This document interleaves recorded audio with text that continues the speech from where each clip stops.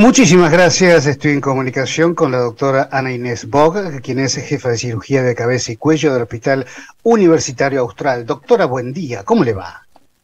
¿Qué tal? Buen día. ¿Me escuchan bien? Perfecto, perfecto. Mejor imposible. ¿Cómo anda usted? Muy bien, por suerte. Gracias por la invitación, Jorge. Por favor, un placer, un placer. Bueno, le hemos convocado como especialista en los próximos días, creo que es el 25, ¿no? Justo 25 de mayo, nuestra Correcto. fecha patria, el Día Mundial de la Tiroides. Un poco recordar esta problemática, la verdad que hace tantos años se trataba tan distinto este tema, ¿no? Y cómo fueron evolucionando los tratamientos a llegar a hoy, que el tema que me ha propuesto es radiofrecuencia en tiroides y paratiroides y cirugía de tiroides sin cicatriz. A ver, un poquitito por donde usted quiera arrancar, doctora, porque es mucho para conversar. Bueno, no sé cuánto tiempo tenemos, Jorge, pero voy a tratar de ser bastante breve.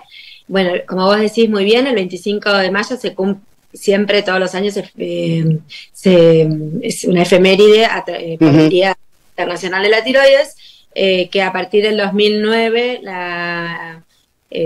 una de las asociaciones europeas propuso este día para concientizar todas las enfermedades de la tiroides. Dentro de las enfermedades de las tiroides, yo soy cirujana, o sea, nosotros lo vemos desde el punto de vista quirúrgico.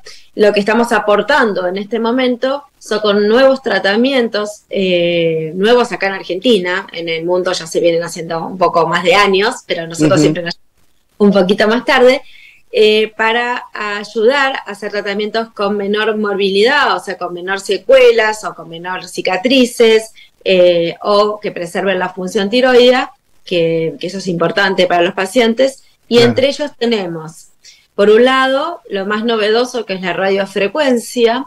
Y para que entiendan un poquito de qué se trata la radiofrecuencia es un procedimiento percutáneo, que quiere decir que a través de una aguja se introduce en un nódulo. Ahora voy a explicar las indicaciones, si les parece correcto. Sí, claro. Esa aguja se introduce en el nódulo y por medio de calor, es una ablación térmica, produce lo que se llama destrucción de tejido por calor. Entonces, ese nódulo que antes lo operábamos, hoy en día lo estamos tratando de esta forma. Entonces, lo que logramos es que el paciente evite una cirugía. ¿Cuáles serían las indicaciones de radiofrecuencia? La indicación principal en la actualidad son esos nódulos tiroides grandes, esos pacientes que vienen con un nódulo grande que le trae dificultades para tragar o para respirar, o estéticamente le molesta porque nota un bulto ahí en el cuello anterior grande.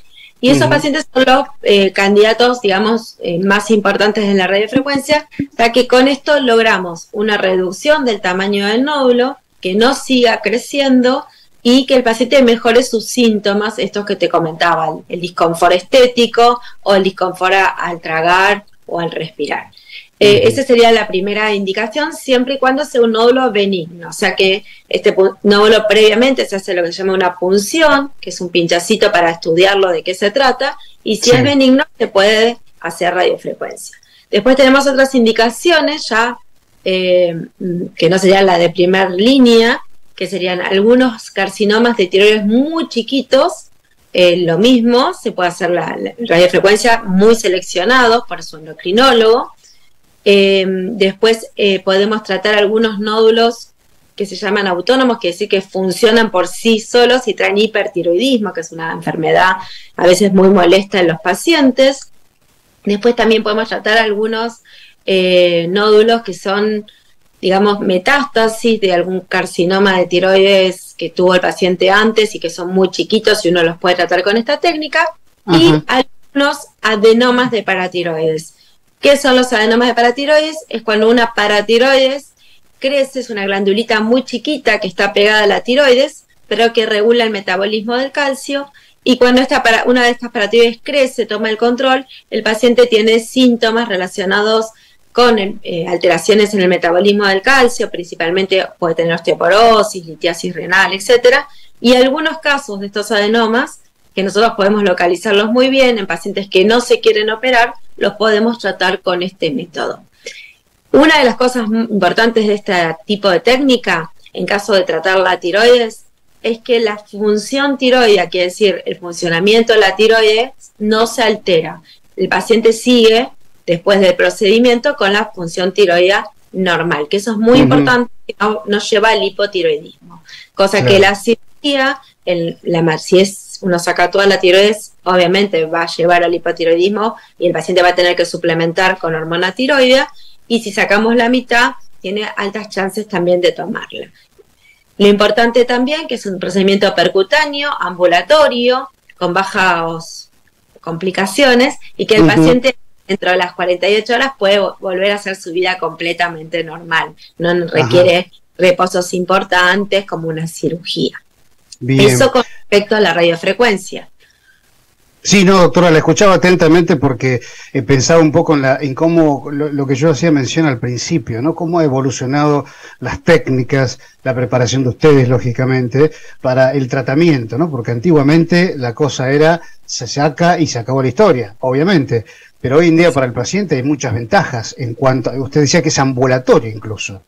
Exacto, la radiofrecuencia es ambulatoria, son 2 horas de recuperación, se puede hacer hasta con anestesia local, o sea que tiene un montón de ventajas.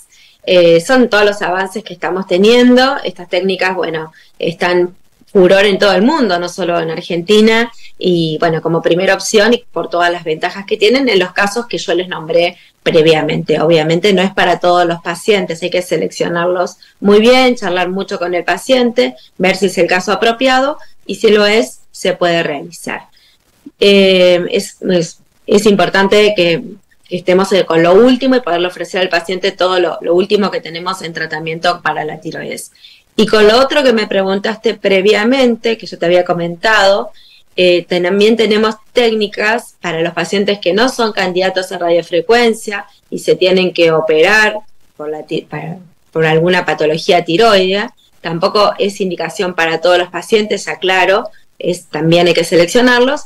Hacer cirugías en pacientes que no desean tener una cicatriz en el cuello, porque nosotros sabemos que la tiroides, lo clásico es tener que sacarla por una incisión en el cuello, que la mayoría de las veces queda bien esa cicatriz, pero no se hace dentro de la boca.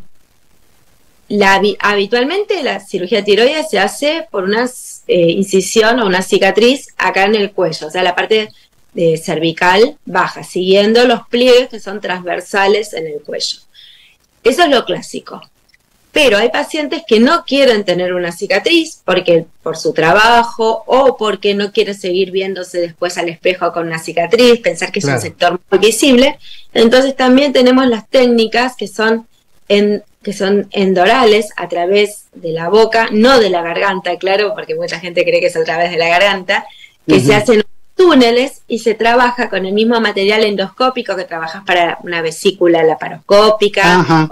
Bien. Y bueno, tunelizas y trabajas con esos instrumentos y vos lográs hacer la tiroidectomía, que es sacar la tiroides, ya sea la mitad o entera, lo que necesita el paciente, a través de una zona que está entre el labio inferior y los dientes. Se hacen 3 incisiones muy chiquititas y por ahí se trabaja y se saca la tiroides. Es una técnica muy interesante en todos estos pacientes que no quieran tener una cicatriz. También, insisto, hay que seleccionar el paciente. No todos los pacientes son candidatos por alguna razón para esta técnica. Hay que ver el tamaño del nódulo, qué patología tiene. Pero los pacientes que son candidatos, no hay ningún problema en hacerla, y también ha mejorado la calidad de vida de muchos de nuestros pacientes.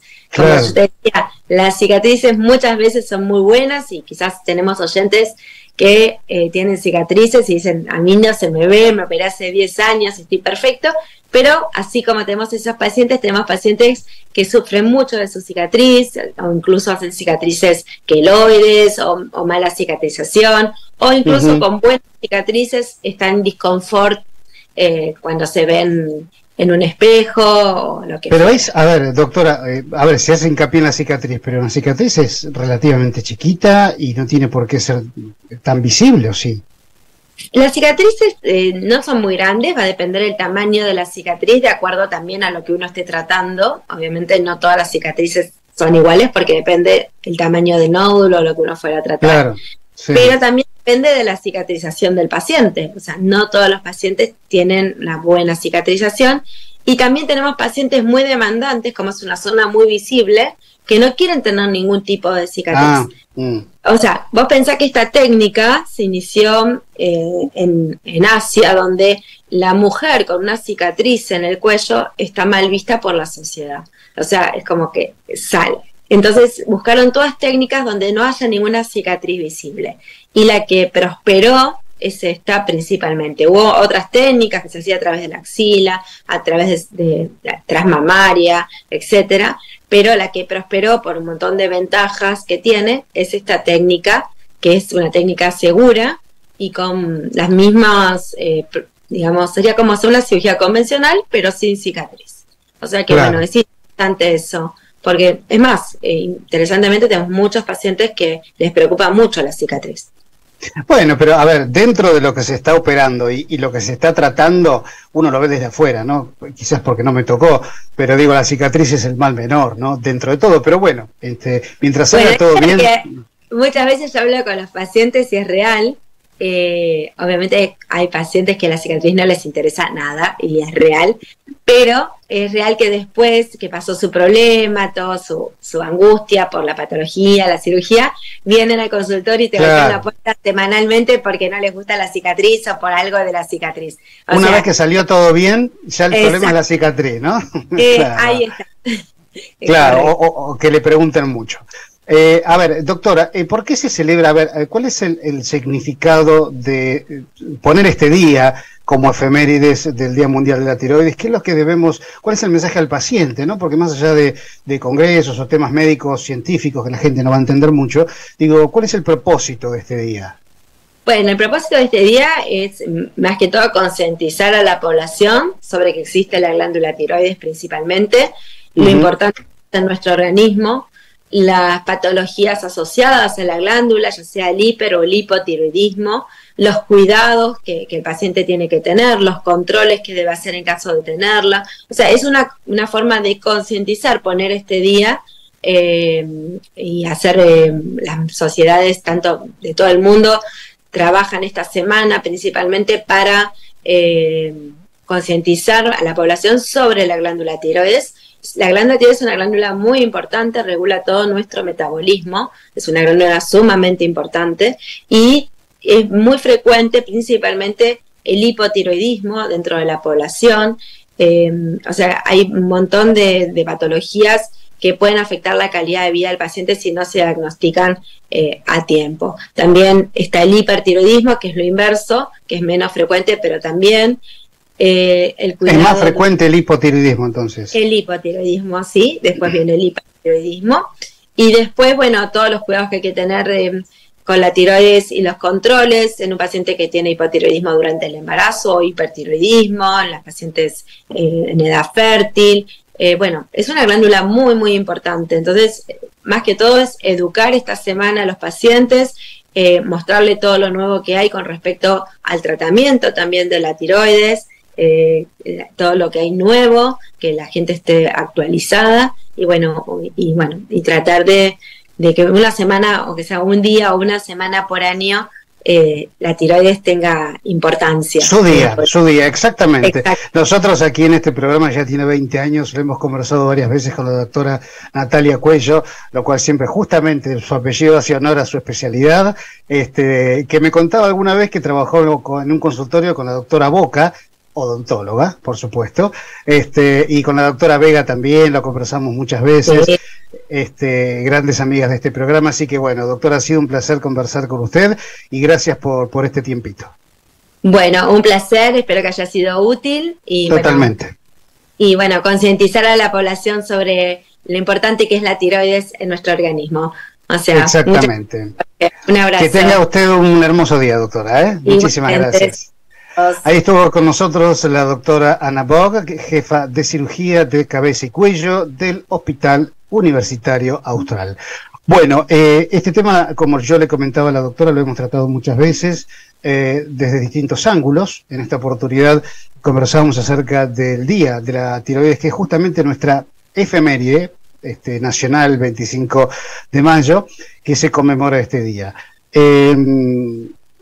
muchas cosas para conversar, pero bueno, la doctora no está, así que es un tema muy extenso para conversar acerca del hipotiroidismo y tantas otras cuestiones más que tienen que ver con esta glándula, ¿no? Nos vamos a una pausa. En un ratito vamos a estar conversando sobre la información actualizada acerca del omeprazol o los prazoles en general.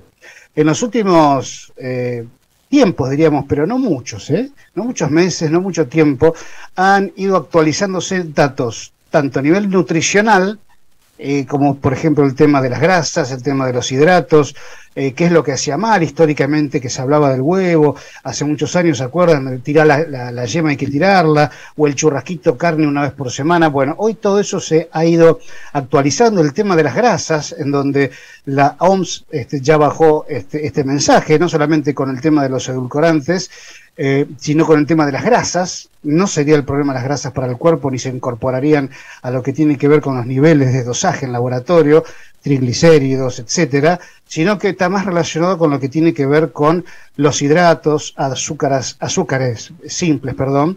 Y la verdad que está bueno esto, poder, yo no sé si, lo voy a hablar con la doctora Zlotniski, pero yo no sé si se ha alterado la pirámide nutricional. Yo no me arriesgaría tanto hasta escuchar la palabra de la profesional porque no estoy autorizado para eso, simplemente pienso en voz alta acerca de este tema, ¿no?